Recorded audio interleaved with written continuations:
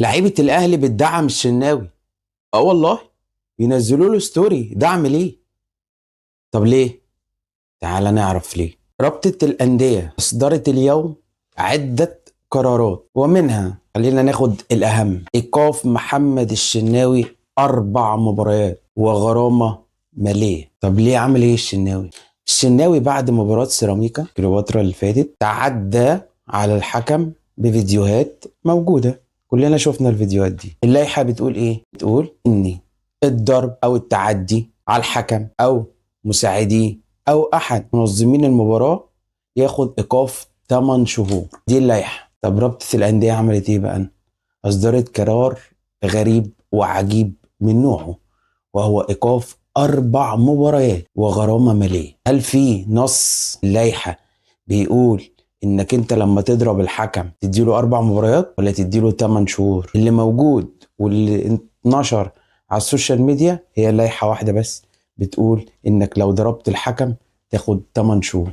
جابوا منين 4 مباريات دي؟ الله اعلم. طب تعالى نرجع للعيبه الاهلي بقى. لعيبه الاهلي زيزو نزل دعم ستوري لمحمد الشناوي، وكمان امام عاشور نزل ستوري دعم للشناوي. طيب السؤال، هو الدعم ده عشان اخد 4 مباريات، ولا الدعم ده لانه تعدى على الحكم، ولا الدعم ده عموه بصفته قائد النادي الاهلي؟ غريبه وعجيبه، وكاننا بقينا نسقف الغلط ونقول له انت صح، بدال ما تدينه بالفعل بقينا بنسقف وبندعم للغلط. في مظهر غريب وعجيب اول مره نشوفه. نرجع بقى لرابطه الانديه.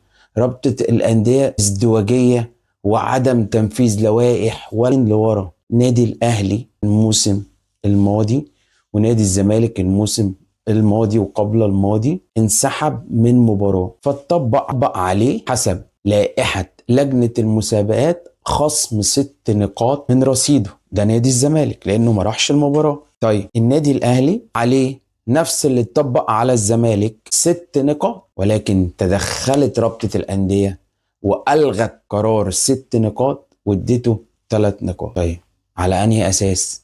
ما هو نفس الفعل، الزمالك ما راحش المباراة وكمان الاهلي ما راحش المباراة. ولماذا رابطة الاندية بتتدخل في قرارات او مش قرارات، بتتدخل في اللوائح وتغير اللوائح؟ لمصلحة مين؟ وبتبقى لوائح ونص واضح، ولكن رابطة الاندية بتتدخل وتغير اللوائح لمصلحة مين؟ هل النادي الاهلي هو مستني حد يساعده؟ بالطبع لا. هل النادي الاهلي محتاج اعلام يساعده؟ لا. نادي الاهلي كبير، نادي الاهلي كبير.